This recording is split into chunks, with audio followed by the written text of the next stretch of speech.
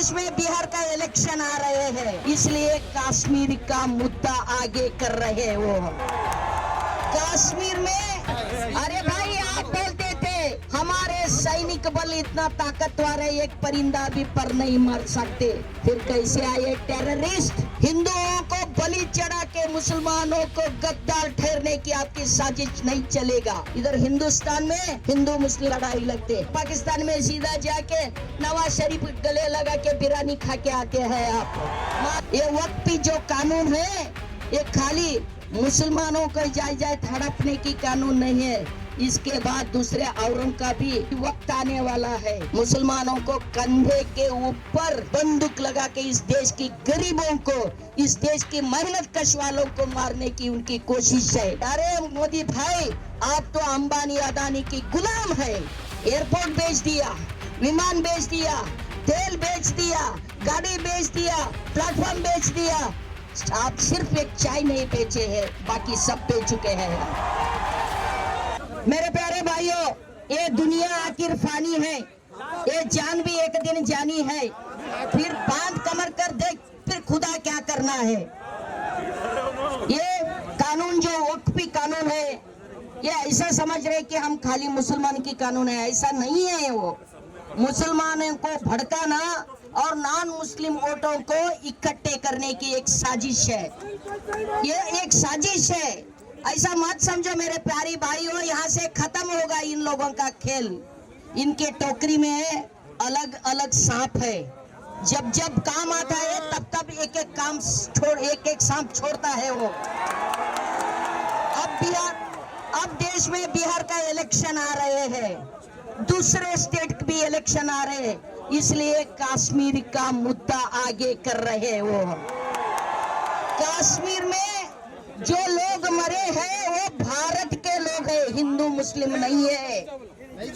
कश्मीर में जो मसला हो गया है जानबूझ करके ये मसला हो गया है। अरे भाई आप बोलते थे हमारे सैनिक बल इतना ताकतवर है, एक परिंदा भी पर नहीं मार सकते, फिर कैसे आए टेररिस्ट? टेररिस्ट को कोई मजहब नहीं होते हैं। उधर जो जितने लोग घायल हुए थे उन लोगों को अपने कंधे पर उठा के लेके आने वाला आदिल कौन है भाई? आदिल का शहीद हो गया है, आदिल हमारा भाई है। अब क्या समझते हैं? अरे मोदी शाह, लोग हिंदू की लाशों के ऊपर पॉलिटिक्स करने जा रहे हैं। तुम हिंदुओं को बलि चढ़ा के मुसलमानों को गद्दार ठहरने की आपकी साजिश नहीं चलेगा। अब लोगों के अंदर समझ आ चुकी है। पुलवामा में भी क्या किया तुमने? 40 सैनिकों को खुलेआम मरने के लिए छोड़ दिया आपने। इसके ऊपर की इसके अंदर की क्या साजिश थे, सत्यपाल मलिक उसको खुला कर दिया है। जो आपका इस साजिश को खुला करने चाहते हैं उसको आप देश के गद्दार ठहरने में लगे हैं। ये वक्त पे जो कानून है ये खाली मुसलमानों को जायदाद हड़पने की कानून नहीं है, इसके बाद दूसरे औरों का भी ये क्यों आने वाला है भाई? दूसरों का भी वक्त आने वाला है। वो एक एक को मारना चाहते हैं, इस देश में मनुवाद को लाना चाहते हैं, लोगों को भड़काना चाहते हैं। लोगों का ऐसा लगता है कि मुसलमानों के ऊपर कुछ हो रहा है, ऐसा नहीं है। मुसलमानों को कंधे के ऊपर राइफल रख के, कंधे के ऊपर बंदूक लगा के इस देश की गरीबों को, इस देश की मेहनत कश वालों को मारने की उनकी कोशिश है। जो मेहनत से इतना सारा प्रॉपर्टी जो है देश की संपत्ति है, ये मेहनत कश वालों की पसीने की बलबूते पे ठहरे हुए ये संपत्ति है। इस संपत्ति को लूट के अंबानी अबानी को देने की ये साजिश है, अदानी की देने की। अरे मोदी भाई आप तो अंबानी अदानी की गुलाम है। आप तो इस देश के प्रधानमंत्री कहने में हम जैसे लोगों को शर्म आते हैं। शर्म करना चाहिए आपको। हमें मालूम है ये पूरा संपत्ति को लुटा के देश की जो जमीन जायदाद है आज अब तो बेच दिया आपने। एयरपोर्ट बेच दिया, विमान बेच दिया, तेल बेच दिया, गाड़ी बेच दिया, प्लेटफॉर्म बेच दिया, आप चाय नहीं, सिर्फ एक चाय नहीं बेचे हैं, बाकी सब बेच चुके हैं आप, बाकी सब बेच चुके हैं आप। हमें मालूम है जितने भी गरीबों के लिए दिए वो वक्त की प्रॉपर्टी है, वो प्रॉपर्टी लेके किसी गरीबों को अच्छे करने के लिए नहीं कर रहे आप, किसी मजहब को मर्यादा रखने के लिए नहीं कर रहे आप।